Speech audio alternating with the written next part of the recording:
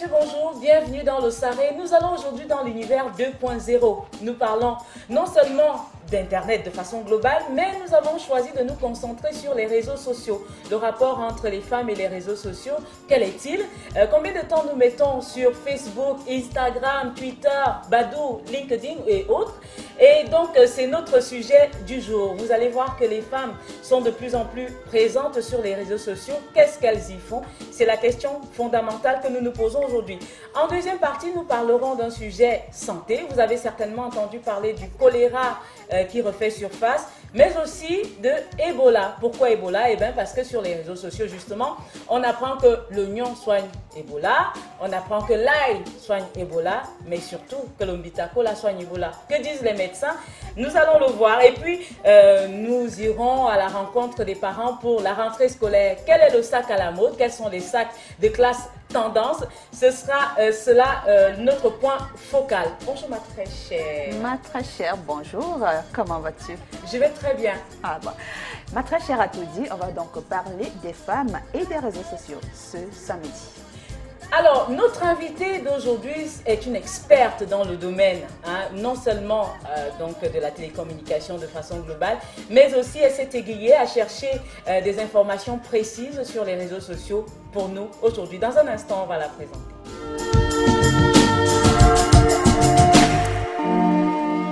Notre invitée s'appelle Gisèle Sonfac. Elle est ingénieure pédagogue électrotechnique. Bonjour.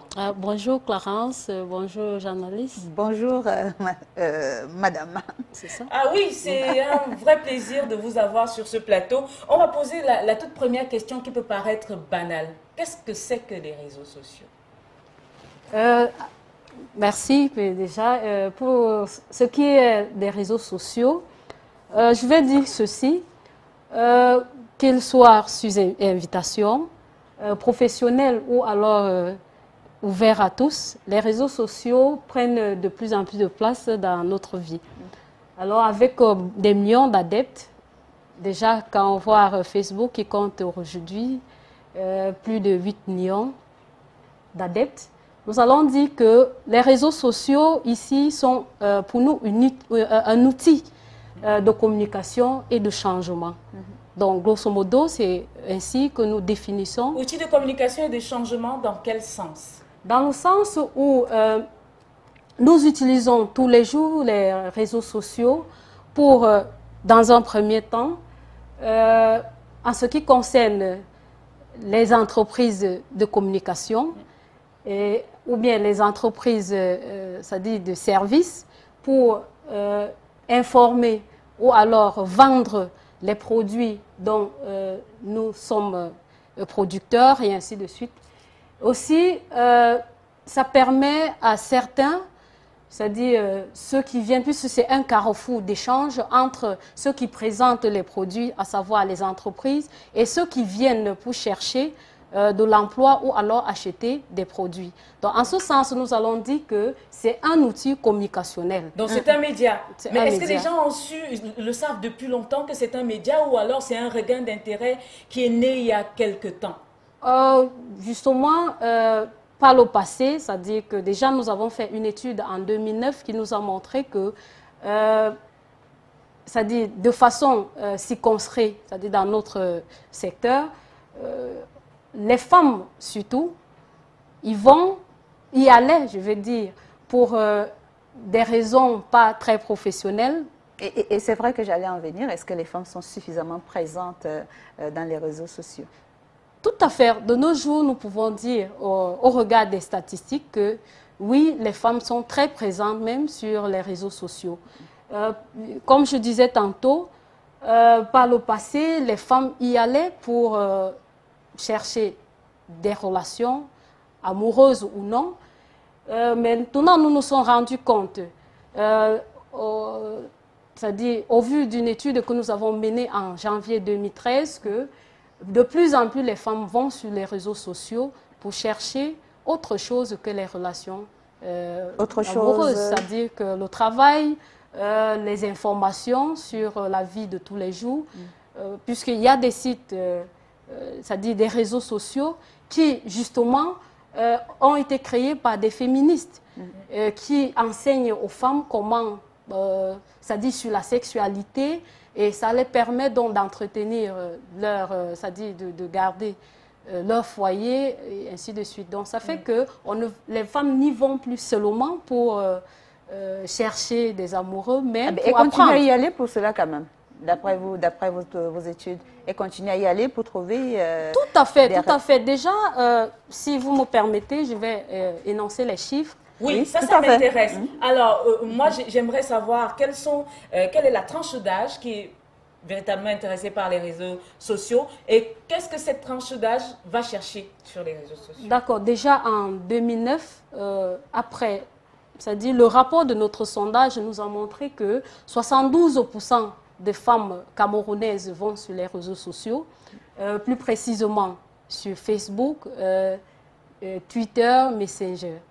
Alors, quand on fait maintenant une étude beaucoup plus approfondie, on se rend compte que dans les 72%, il y a 66% qui se trouvent dans la tranche de 18 à 32 ans.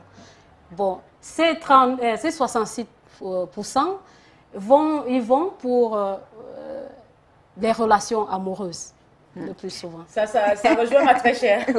Alors, maintenant, il y a 6% qui y vont pour des raisons professionnelles ou alors informationnelles. Alors, parmi les 6%, on a rencontré le plus souvent les avocates, les enseignantes et quelquefois des médecins. Il n'y a pas de journaliste? Bon, je suis inquiète. Excusez-moi, je ne voudrais pas baisser la sensibilité des journalistes, mais je n'ai pas, c'est-à-dire le sondage, pendant le sondage, nous n'avons pas eu à rencontrer les journalistes, mais toutefois, je vais préciser que c'est-à-dire les réseaux sociaux sont un outil informationnel, comme je l'ai dit tantôt. Oui, or, vu que le journalisme est justement le centre qui donne l'information. On ne saurait parler de l'information sans parler des journalistes. Forcément, les journalistes sont préoccupés par les réseaux sociaux pour des raisons informationnelles. Alors, on va rejoindre Madame Sonfa qui vient de nous donner beaucoup d'informations au sujet des réseaux sociaux, le rapport entre les femmes, les professions, vous l'avez compris, et donc les réseaux sociaux. On va à présent se poser la question de savoir ce que vont chercher les femmes, avec bien entendu l'appui des statistiques que nous donne notre experte sur le plateau.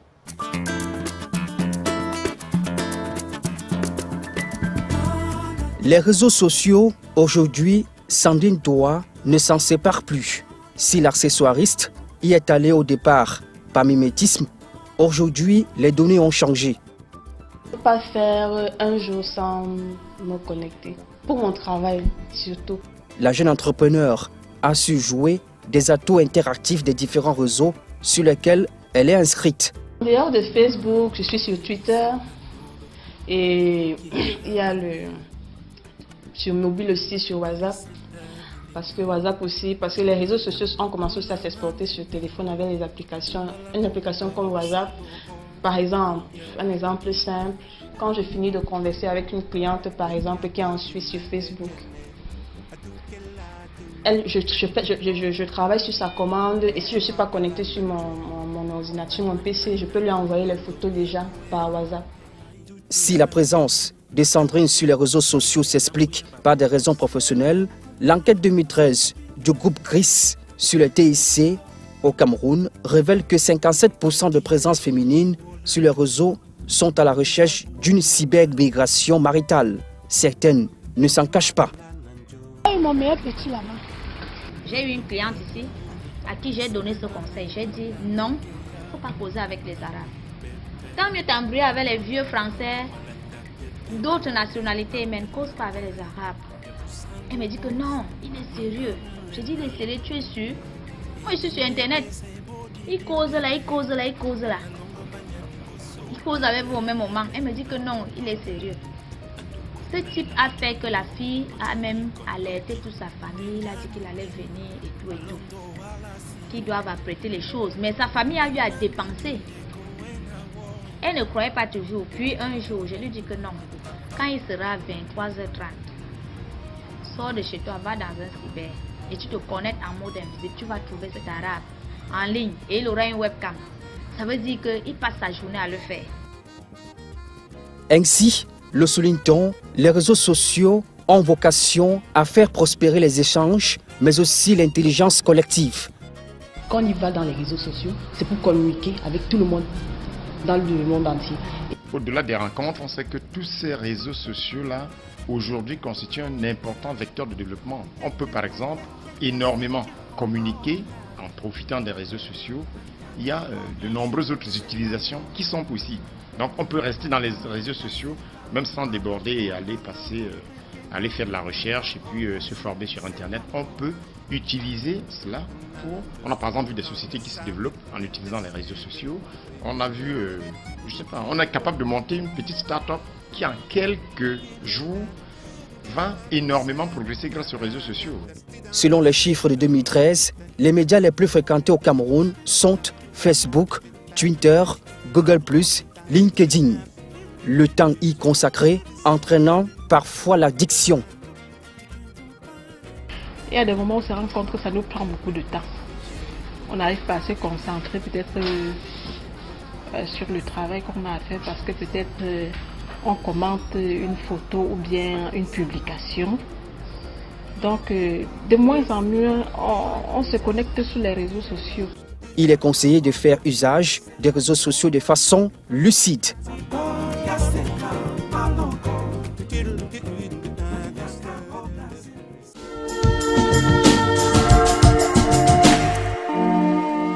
Là, on se rend compte tout de suite, d'après ce que vous avez regardé, vous également à la maison, que les femmes vont sur les réseaux sociaux pour diverses raisons.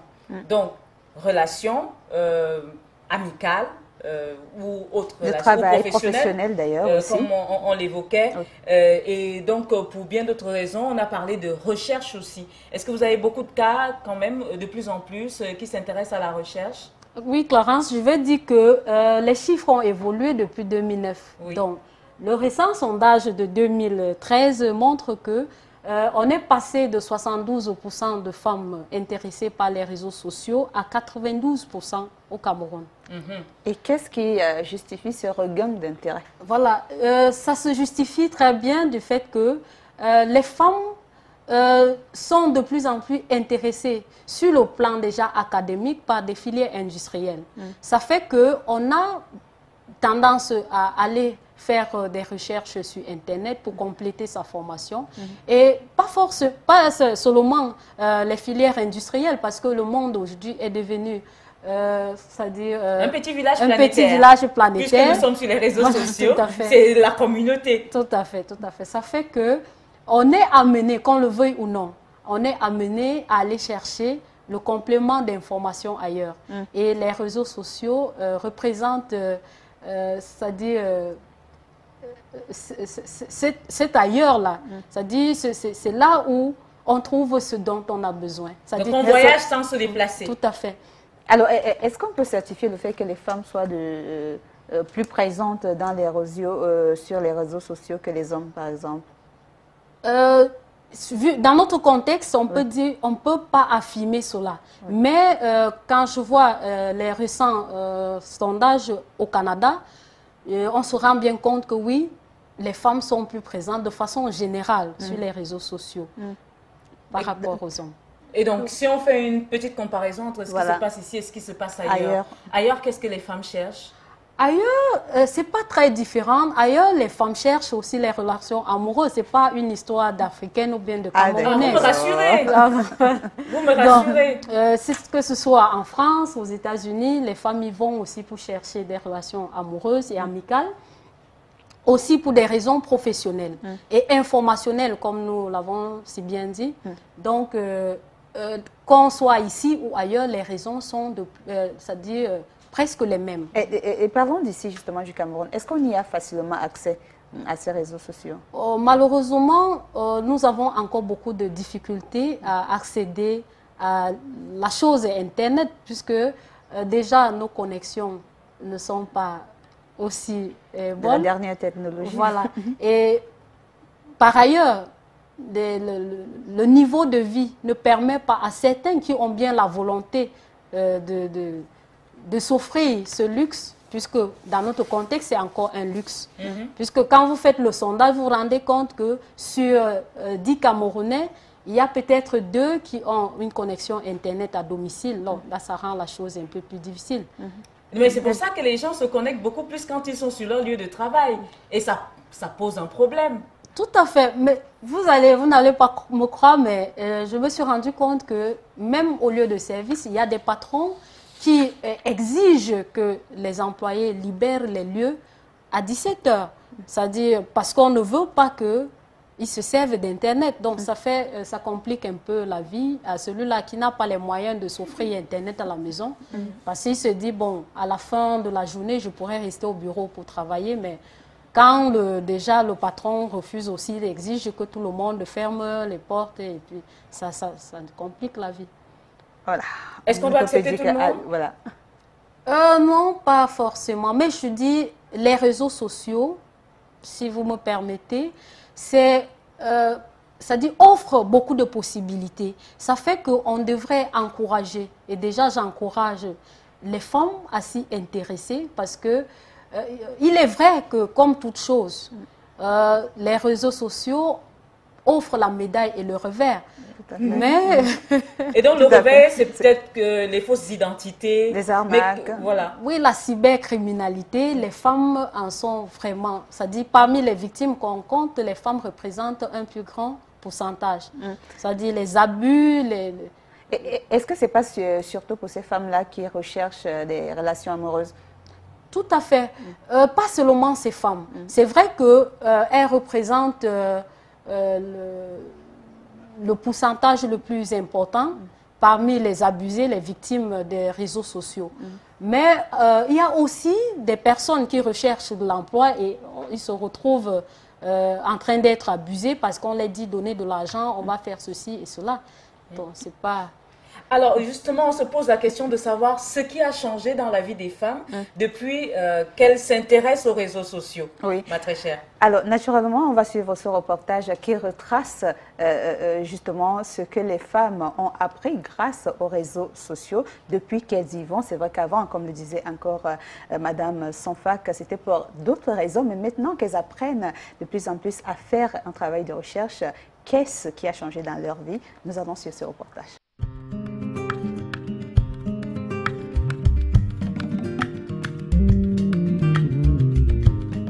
Les réseaux sociaux ont le vent en poupe, normal. Ils offrent plusieurs avantages aux femmes. Au fil du temps, on s'est retrouvé à reconnaître les personnes qu'on avait perdues pendant très longtemps. Et quand on les a aperçues, on a dit, mais tiens, on peut retrouver X, on peut retrouver Y. Et à la fin, on s'est rendu compte que ça a créé plutôt une émulation et un rapprochement avec des personnes qui n'étaient plus dans le centre de votre vie et que vous n'aperceviez même plus. C'est désormais un moyen sûr et efficace de communiquer.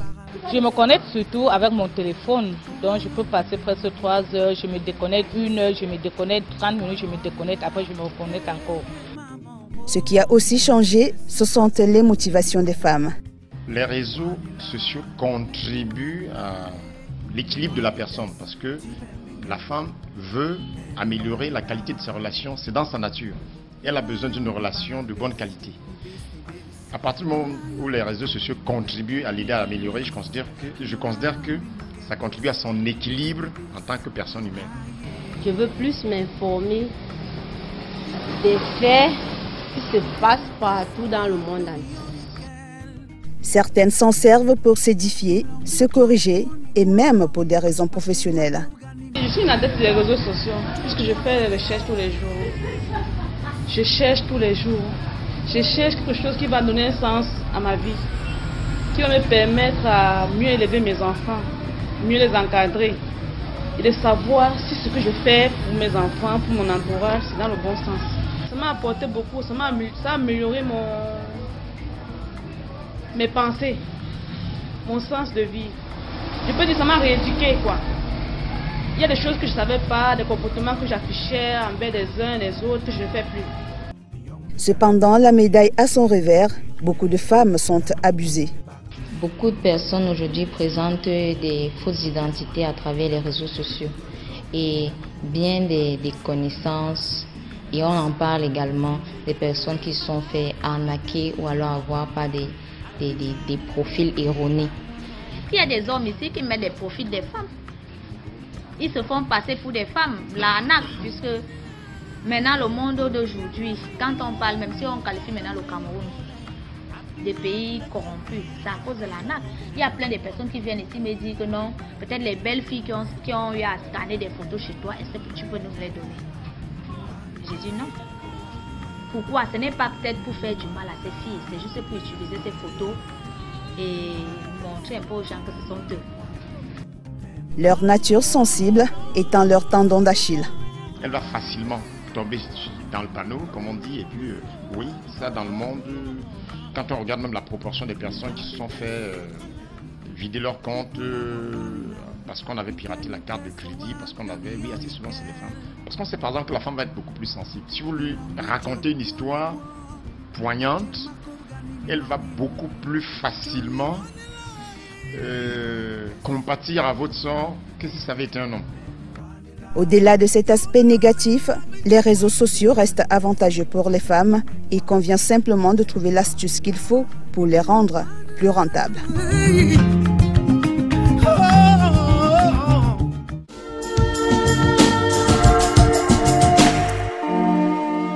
Alors, ce qu'on comprend tout de suite, ma très chère, c'est que ce qui a changé, tout d'abord, c'est pour certaines une petite addiction. Oui. À l'endroit des réseaux sociaux. Quand même, parce que cet amour-là de pouvoir ne plus être obligé de descendre, peut-être si vous êtes à l'étage, descendre, dire à l'autre bonjour. On peut lui dire bonjour rapidement sur Twitter ou Facebook. C'est facile, ça allège la vie à certains. Mais ça pose problème aux patrons. Tout à fait. Parce qu'on se rend compte que dans certaines entreprises, désormais, c'est interdit de faire usage des réseaux sociaux pendant les heures de travail. Oui, justement, c'est interdit dans certaines entreprises, dans la majorité même déjà. Oui. Pourquoi? Parce que les réseaux sociaux, comme je l'ai dit tantôt, ont aussi le revers. Et le revers, c'est quoi? C'est qu'on en devient dépendant.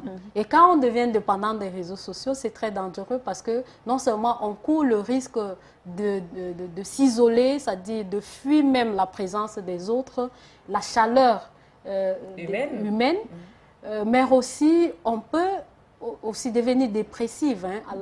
C'est vrai que quelque part, il a été démontré que les réseaux sociaux sont un remède à la dépression. C'est-à-dire ça repousse la dépression, mais ça peut aussi en apporter.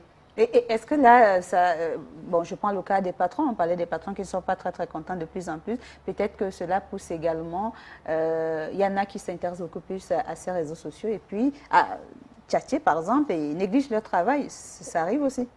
Tout à fait, parce que quand vous êtes déjà dépendant des réseaux sociaux, mais ça voudrait dire que même le client qui se présente devant vous, bien l'usager qui se présente devant vous, n'a pas d'importance, n'a pas la même importance que la personne avec qui vous discutez sur la toile. Ça fait que vous êtes plus préoccupé par cette personne que par le service que vous devez rendre. Donc ça crée problème.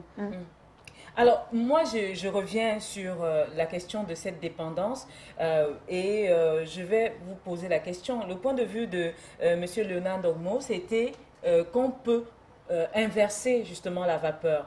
C'est-à-dire que ces personnes dépendantes des réseaux sociaux, on peut les utiliser pour faire la publicité de l'entreprise. Mais finalement, la question aussi, c'est est-ce que tout le monde, si tout le monde devient, a une addiction, est-ce que tout le monde va faire partie du marketing de l'entreprise? Ouais, excusez-moi de rire un peu, Clarence, mais je ne pense pas que ce soit un remède ou bien que cela solutionne la question ou bien le problème. L'addiction, c'est une maladie, nous le savons tous. Donc, à une maladie, il faut apporter le remède adéquat. Donc, quand on est dépendant des réseaux sociaux, l'idéal voudrait qu'on s'éloigne, qu'on s'en écarte pour un temps jusqu'à ce qu'on soit à mesure de contrôler sa consommation ou bien, je ne sais pas comment dirais-je, c'est-à-dire qu'on soit à mesure de trouver le juste milieu entre le service et son addiction. Oui, son addiction. C'est-à-dire que les réseaux sociaux gardent leur place d'outil et non pas la place centrale, c'est-à-dire que ces réseaux n'occupent pas la place centrale dans notre vie. Parce que ça reste un outil pour communiquer avec les autres, pour parfois se valoriser, parce que je dis, les réseaux sociaux aussi sont un outil valorisant. Parce que... Et on parle d'un outil de communication, en parlant des réseaux sociaux, est-ce que cela relègue désormais le téléphone au second plan? Pas vraiment, parce que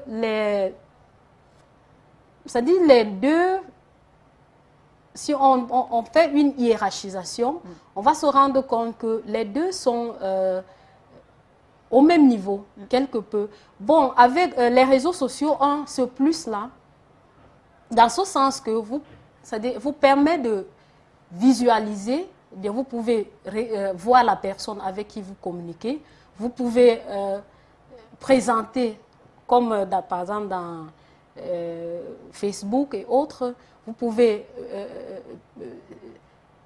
envoyer, c'est-à-dire... Vous pouvez retrouver des amis, même d'ailleurs. Retrouver des amis. Mais alors, moi, la question, c'est est-ce qu'on doit tout publier? Parce qu'on se rend compte aujourd'hui qu'il y a des personnes qui publient leurs photos, celles de leur famille, des enfants. On posait par ailleurs tout à l'heure la question des arnaqueurs. C'est une question à deux volets. Est-ce qu'on doit tout publier? Et comment reconnaître qu'on a affaire à un arnaqueur? C'est une très bonne question parce que déjà, je vais dire, on n'a pas besoin d'avoir 100, 200, 500 amis dans sa liste d'amis pour ce... Les réseaux sociaux, nous l'avons si bien dit, ont leur revers. Et si nous, en tant que consommateurs de ces réseaux, nous publions les aspects de notre vie privée, ça peut se retourner contre nous. Nous avons vu que certaines personnes, quand ils publient leurs photos, à un moment donné, ces mêmes photos sont modifiées et puis ça les rend la vie impossible. C'est-à-dire qu'une personne qui veut... une personne qui veut se venger, un petit ami qui n'est pas content peut-être de la direction que prend la relation, peut modifier vos photos et vous rendre la vie impossible. De même, vous pouvez publier une information, à savoir, vous voulez peut-être réaliser un projet, vous publiez cette information sur la toile et puis une personne avec de mauvaises intentions utilise cela pour vous nuire, soit pour vous cambrioler, on en a vu. Et que pensez-vous de la chat? C'est quoi la chat sur Internet? Ma question, comment reconnaître un arnaqueur? Parce que ça, c'est une question importante pour les femmes qui se sont fait dépouiller par tout le temps, d'ailleurs, des personnes qui ont usurpé d'une identité ou d'une autre. Oui, reconnaître un arnaqueur, c'est facile parce que vous commencez par, c'est-à-dire échanger et quelque temps après, quand vous avez pris goût à la discussion ou bien vous vous intéressez bien à cette personne, là, il utilise déjà parce que son objectif, c'est de déceler vos faiblesses. Quand il a déjà décelé vos faiblesses, il utilise ces faiblesses-là contre vous. Ça veut dire que quoi? Quelqu'un va vous dire, OK, je vais vous faire venir en Europe. Donc, il commence à vous parler argent, à vous parler... Non. Les vrais amis ne font pas ça. C'est-à-dire, quand vous avez rencontré un ami sur Internet, il ne va pas vous parler argent. Il peut vous donner des conseils qui vous permettront peut-être d'arriver à bon port. C'est-à-dire, il s'intéresse déjà à vos projets. Et après, il vous dit, voilà comment vous pouvez, c'est-à-dire, il vous donne un coup de main, tout simplement. Parce qu'aujourd'hui, on parle aussi, dans la recherche de l'emploi, on parle aussi du capital relationnel. Donc, c'est important.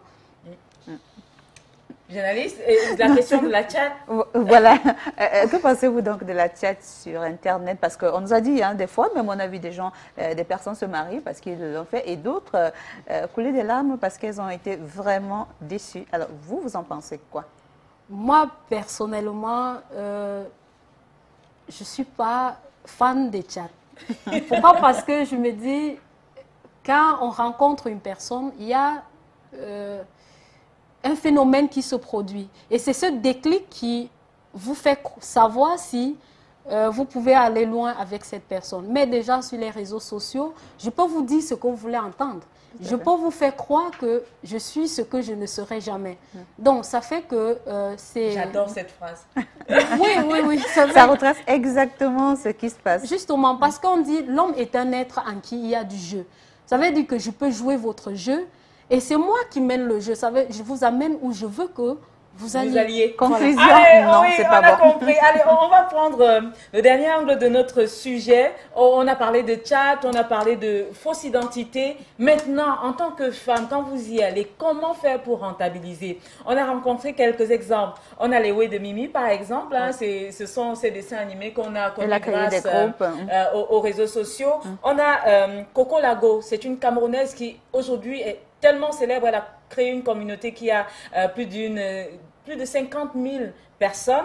On a C'est la vie, par exemple. On a Soflan. Donc, ce sont des cas comme ça que nous avons dans ce reportage.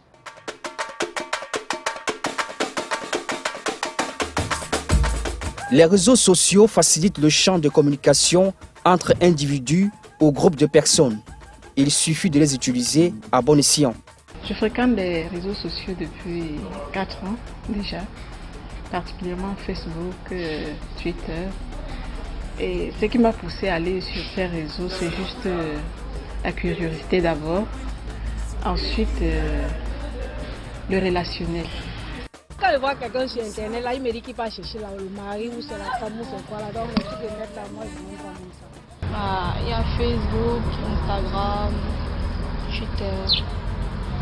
Sur Facebook, on retrouve des amis. Et sur Instagram, on partage des photos.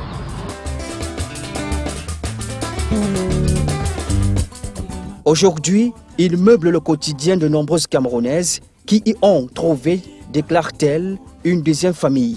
Mais encore faut-il rester clairvoyante. Les échos des réseaux sociaux, on en a eu avec l'affaire Samuel Eto'o, Nathalie Nkoa. Mais c'est comme on l'a dit, une aubaine pour les startups comme pour les artistes. Je n'utilise pas Facebook tous les jours, je ne suis pas dessus tous les jours. Mais quand je suis en spectacle, quand j'ai des spectacles, j'ai mon agent qui gère le compte Facebook. Au moins 6 fois par jour, il balance une info, il balance une actu, il balance des trucs concernant le spectacle. Et si je fais des scènes ouvertes, des plateaux avec des amis, je prends les photos ou il prend les photos avec son téléphone, il balance sur mon mur. C'est pour ça que certaines personnes me disent « Oui, c'est la vie, on t'écrit, tu ne réponds pas, on t'écrit, tu ne réponds pas. » C'est pas moi qui gère tout le temps mon Facebook. Si je me dis « Bon, je vais répondre à tous les messages aujourd'hui, je ne vais plus rien faire. » Parce qu'une fois que tu t'installes sur Facebook ou sur un truc de chat, tu passes toute la journée sans t'en rendre compte. Si tu mets la marmite au feu, la marmite se brûle. Si tu as un rendez-vous, tu arrives en retard ou tu oublies même ton rendez-vous. Et il y a aussi le fait que Facebook nous aide aussi beaucoup artistes. Moi, j'y suis uniquement par rapport à mon travail. Et c'est parce que là-dessus, quand on a besoin de moi pour un festival, c'est via Facebook qu'on me contacte. C'est la vie aujourd'hui compte plusieurs profils complets. Elle n'est pas la seule. Une jeune Camerounaise qui peut se bomber le torse via ses multiples communautés ou villages, c'est bien Coco Lago. Je crée ma première page culinaire en cuisine avec Coco en mai 2011. Les mets de nos mamies, de nos grands-mères, tout ça. Donc j'ai remarqué que ces mets avaient un peu disparu de nos assiettes, surtout en ce qui concerne nous qui vivons à l'étranger, donc les femmes de la diaspora, les femmes africaines. Si son aventure a commencé comme une blague, elle compte de nos jours plus de 40 000 fans et pas moins de 100 000 vues par semaine. Il ne soit pas toujours heureuse. Je suis devenue un personnage public. Voilà. Alors, quand on est africain, camerounaise, et qu'on devient une star, ou un personnage public, autant pour moi, on devient directement la cible de beaucoup d'attaques. Voilà. Et tout y passe, il n'y a aucun respect. Les gens ils vont raconter tout sur vous, les gens que vous ne connaissez pas, que vous n'avez jamais rencontrés de votre vie, que vous ne rencontrerez certainement pas. Ça c'est sur des réseaux sociaux, ils se mettent à balancer, à raconter n'importe quoi sur vous. Et moi, à un moment donné, je suis rentrée dans ça, je répondais. Coco Lago a pu organiser un grand événement à Paris autour de la cuisine africaine revisitée. Elle se prépare à publier un livre de cuisine. D'autres jeunes qui sont encore à la recherche de leur voix, c'est le concept Les Oueds de Mimi. La promotrice avoue avoir énormément gagné par le biais des réseaux sociaux. Reste tout de même que le projet ne reçoit pas suffisamment de support. Aïe, aïe, aïe. Après, ça va faire 5 ans en bain. 5 ans en bain, me voilà.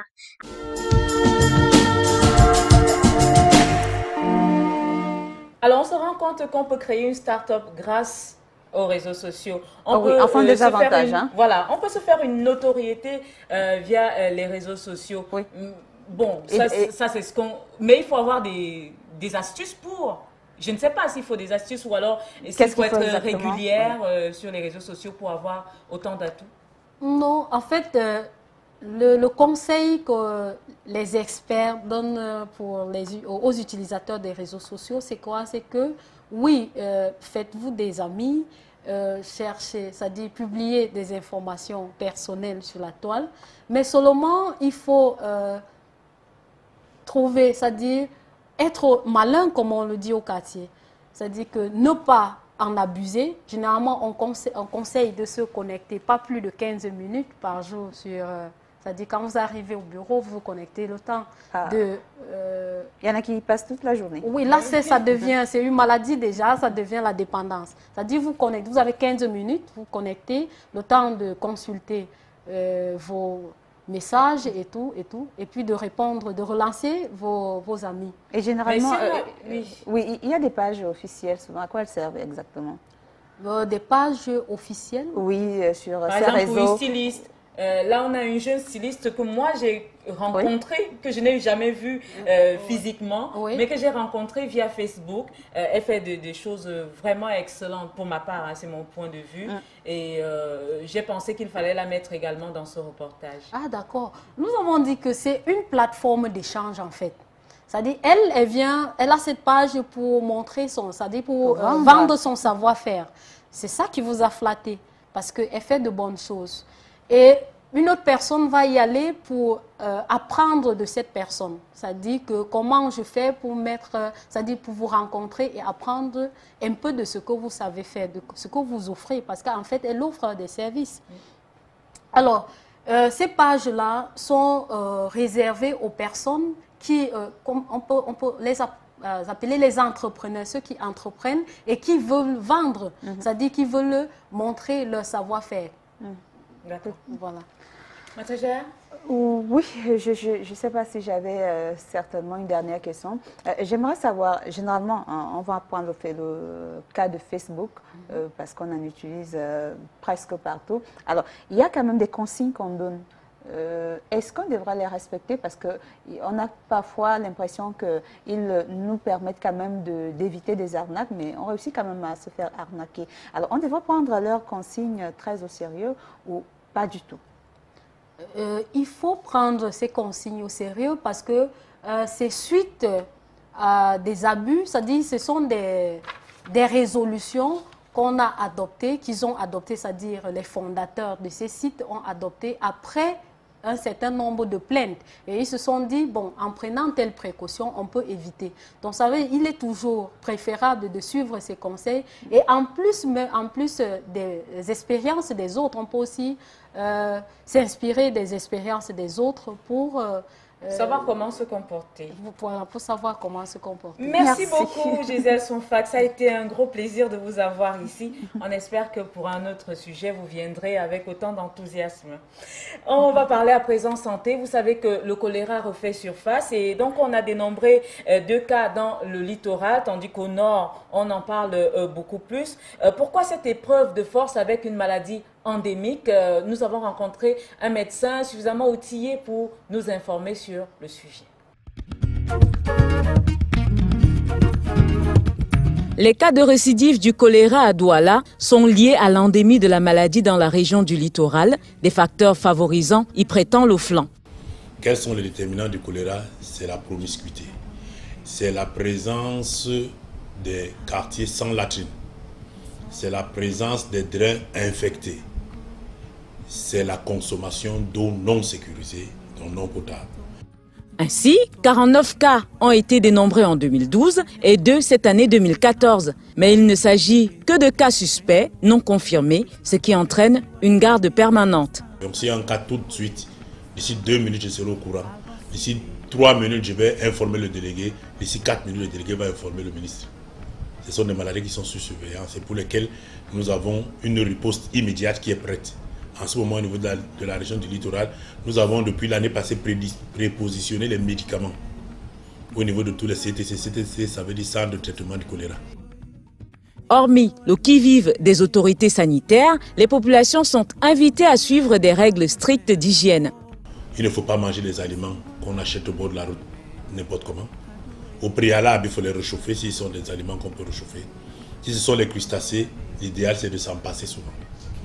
Surtout en ce moment où le Cameroun est en épidémie, parce qu'au nord, on a des cas de choléra. La deuxième façon de s'en prévenir, c'est de laver les mains chaque fois que vous les portez à la bouche.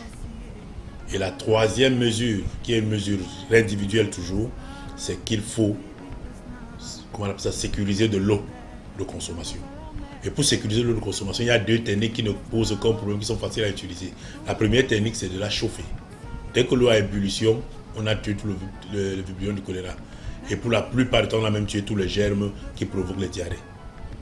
L'autre méthode de sécurisation, c'est 1 cuillère à soupe d'eau de Javel pour 20 litres d'eau.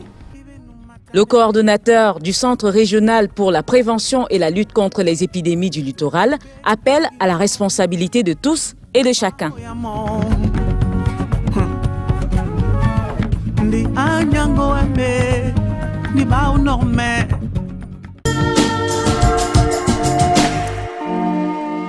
Autre partie de cette émission, cette fois avec Marie-Léonie Sen qui est revenue.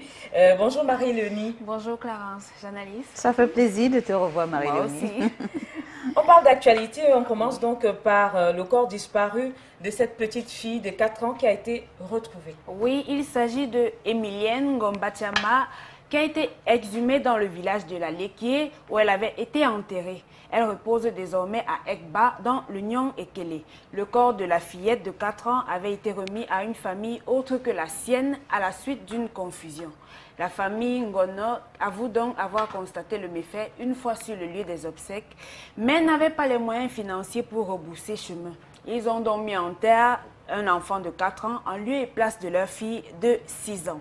La famille de la petite Emilienne a donc levé le corps de celle de 6 ans, l'a emmenée dans la Léquier, puis déterré la dépouille de leur fille afin de la conduire dans l'Union Ekele, berceau de ses aïeux. Désormais, repose en paix, on peut dire. Ah, ça, oui. Après multiples tractations. Ah, oui. Ebola, les femmes sont plus exposées. Oui, selon l'Organisation mondiale de la santé, 57% de personnes infectées par le virus Ebola en Guinée sont les femmes. La couche la plus vulnérable est âgée de 15 à 45 ans. Et bien sûr, on parle du viol de cette jeune femme par son père. Oui, la scène se produit le dimanche 17 août 2014 à Balessin par Tiang. Nicole, âgée de 20 ans, est violée par son père. Sa mère qui arrive et trouve le fait décide de garder le silence et d'attendre dans le salon. Alors lorsque la fille se met à crier, sa mère lui demande de se taire. Pour elle, si les voisins sont au courant, la malédiction s'abattra sur toute la famille à tout jamais. Le mutisme, une fois de plus, on demande de combattre cela. On doit dénoncer. Oui. Voilà, lorsque ça se passe. Donc, sinon, ça ne s'arrêtera jamais. On ne cessera jamais de le dire. Il faut dénoncer. Et donc, cette femme qui a été opérée du cœur par erreur. Oui, il s'agit de Rita Duplessis, âgée de 83 ans, qui s'est retrouvée le mercredi 20 août 2014 sur la table d'opération pour un drainage d'un épanchement du péricarde alors qu'elle était traitée d'avance pour une infection des voies respiratoires. Son médecin s'est trompé de nom lors d'une discussion au téléphone avec le chirurgien. Il a néanmoins réalisé son erreur, mais l'opération était déjà entamée. Alors, à la sortie du bloc opératoire de Madame Rita Duplessis, le médecin et l'hôpital ont présenté leurs excuses à la famille. Et la mémé se porte bien? C'était en Afrique du Sud, ça. La mémé se porte bien? Oui, elle se porte bien. Alors, plagiat présumé, cette fois, de Palapala par Mani Bella. Qu'est-ce que c'est que cette histoire? Eh bien, si la star du Bikouti a apprécié la reprise de son titre Palapala par l'artiste humoriste Fingon, elle sourit moins quand les rumeurs de plagiat s'en mêlent. Le nommé Ndimba Musica, artiste camerounais, se présente auprès des médias comme l'auteur du concept Palapala. Il a d'ailleurs posté sur les réseaux sociaux un clip vidéo de 4 minutes ayant pour titre Palapala version originale depuis 2013. Alors quand on sait que la chanteuse Mani Bella a mis sur le marché en novembre 2013 même son titre à elle, on se demande bien qui a copié qui. Bon, on ne va pas commenter. On espère simplement que l'avenir nous le dira davantage. On va parler de santé une fois de plus. Cette fois, c'est pour, je ne sais pas moi si on va parler de démentir la rumeur ou pas du tout.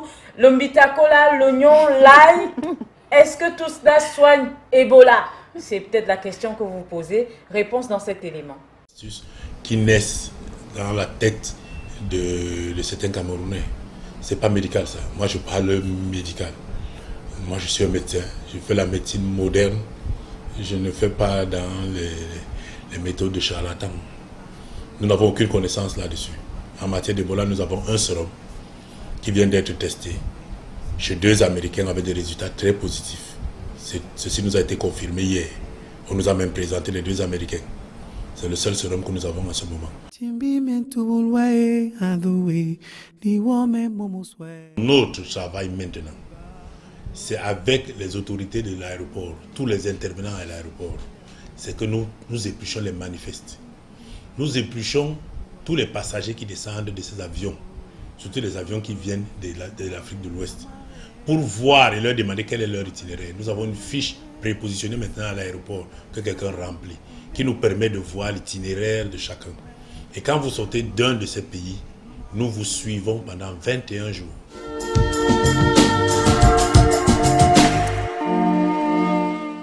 Voilà, et donc on se rend compte que non, ce n'est pas vrai. Pas d'Imbitacola, pas d'oignon, pas d'ail. Non, il ne faut pas essayer de toute façon. Si jamais c'est le cas, ça risquerait même de s'aggraver.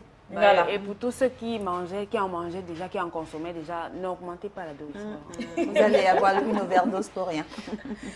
On va aller à la rencontre de Maté. Qui est-ce? Eh bien, c'est une maman qui a décidé de recycler les feuilles avec lesquelles elle emballe son couscous. Et ça, c'est depuis 15 ans. Wow. Elle n'a pas attendu que la tendance du recyclage arrive pour recycler. Non, elle le fait depuis 15 ans. Et comment ça se passe? Je vous invite à regarder Maté.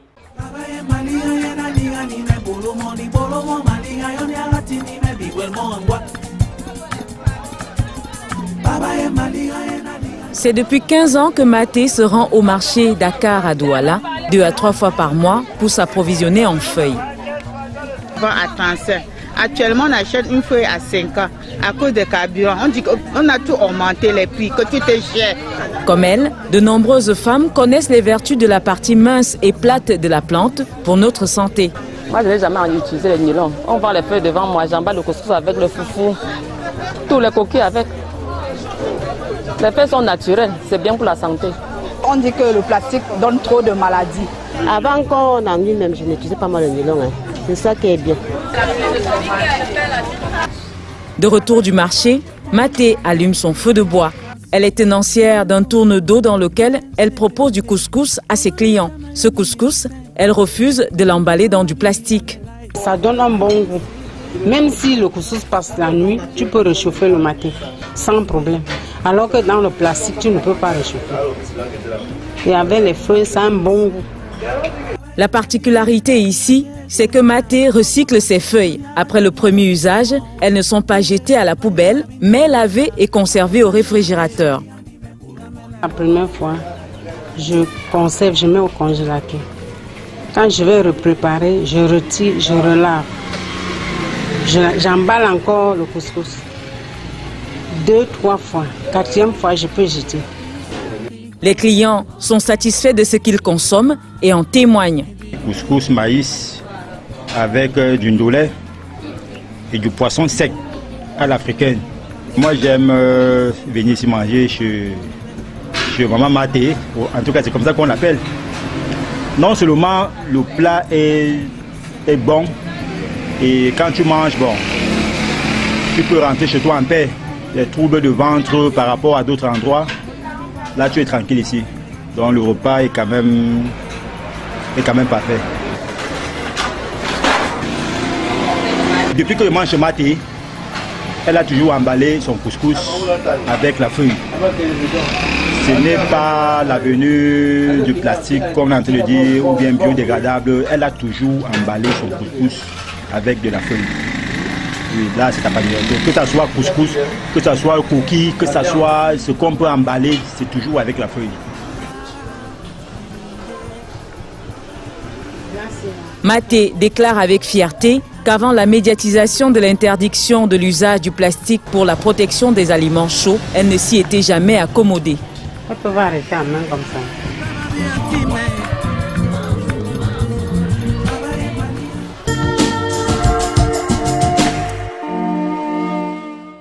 Maté nous amène au marché, donc au marché Dakar. Elle achète ses feuilles.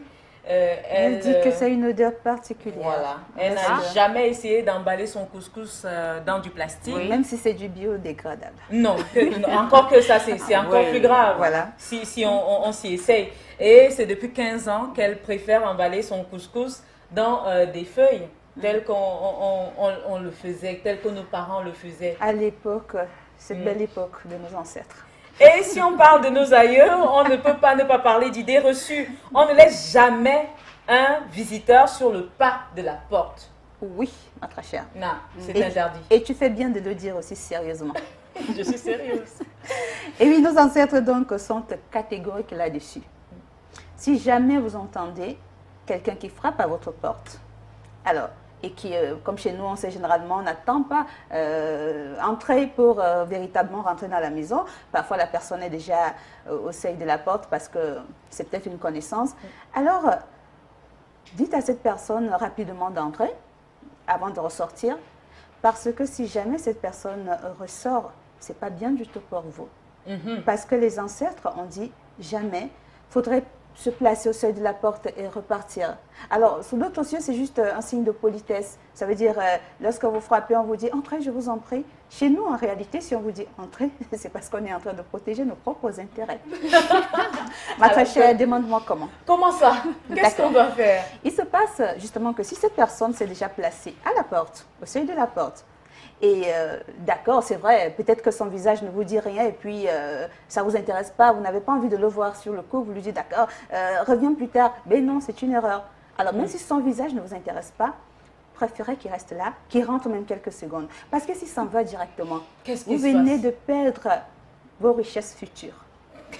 Parce qu'en ressortant, il ressort avec vos richesses. En réalité. En fait, ma très chère, c'est que les ancêtres pensent que lorsque qu'une personne arrive chez vous, que ce soit dans le centre-sud, à l'ouest, dans le littoral ou même à l'est du pays, selon les personnes que nous avons rencontrées, on pense qu'une personne qui arrive chez vous, c'est une bénédiction. C'est plus comme aujourd'hui, ça se passe comme ça se passe, mais c'est une bénédiction. Alors, le chasser immédiatement, alors c'est emporter et sa bénédiction qu'il est venu avec, et la vôtre aussi. Alors, pour préserver vos richesses futures, parce que généralement, lui vient, il emporte tout, il vaudrait mieux lui dire, s'il te plaît, tu pourrais entrer quelques secondes et maintenant tu peux partir. Là, au moins, il aura le temps de laisser vos bénédictions. C'est un sens de sociabilisation, ça. Tout à fait. Alors, maintenant, c'est à vous de voir. Si vous n'y croyez pas, vous essayez. De toute façon, nous, on ne fait que vous transmettre ces idées que nous avons reçues. Tant pis pour vous si ça ne marche pas, enfin si vous ne vous attelez pas à ce que nous vous disons ici, on a reçu, on transmet. Cette émission est terminée, j'ai eu le plaisir d'être sur ce plateau, ma très chère aussi. Oui, ma très chère, naturellement, c'est toujours un plaisir d'être entre nous, très chère. Et ma petite très chère Marie-Léonie. Eh oui, bien sûr. Allez, rendez-vous la semaine prochaine pour un autre sujet. Rendez-vous la semaine prochaine, au revoir. Ciao.